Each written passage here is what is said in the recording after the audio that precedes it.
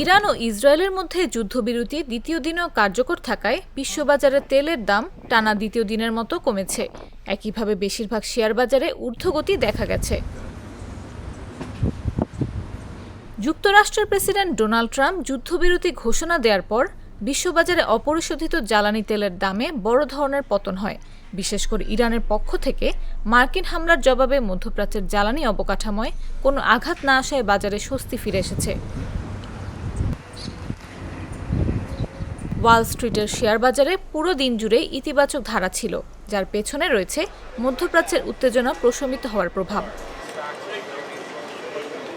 B Rilee ওয়েলথের প্রধান বাজার বিশ্লেষক আর্ট হোগান বলেন, উত্তেজনা প্রশমিত হওয়ায় বাজার আবার ঘুরে দাঁড়াচ্ছে। বুধবার ব্যারেল প্রতি ব্রেন্ট ক্রুডের দাম কমে দাঁড়িয়েছে $67.89। ওয়েস্ট টেক্সাস ইন্টারমিডিয়েটের দাম দাঁড়িয়েছে $65।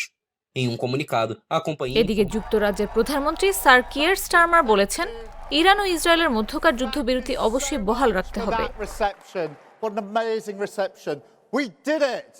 সামাজিক যোগাযোগ মাধ্যম এক্সে তিনি লিখেছেন, মধ্যপ্রাচ্যে বহুল আকাঙ্ক্ষিত স্থিতিশীলতা নিশ্চিত করার জন্য এটি একটি সুযোগ। ইরানকে কখনোই পরমাণু অস্ত্র তৈরির সুযোগ দেয়া যাবে না এবং তাদের আলোচনার টেবিলে ফিরতে হবে এবং দীর্ঘস্থায়ী সমঝোতার দিকে এগিয়ে যাওয়ার জন্য কাজ করতে হবে। তিনি বলেন, এ বিষয়ে আমি ন্যাটোতে আজ অন্য নেতাদের সঙ্গে আলোচনা করেছি। ন্যাটোর এই সম্মেলন হচ্ছে নেদারল্যান্ডসে। এর আগে কাতারে মার্কিন ঘাঁটিতে ইরানের হামলার বিষয়ে তিনি কাতারের আমিরের সঙ্গে কথা বলেছেন।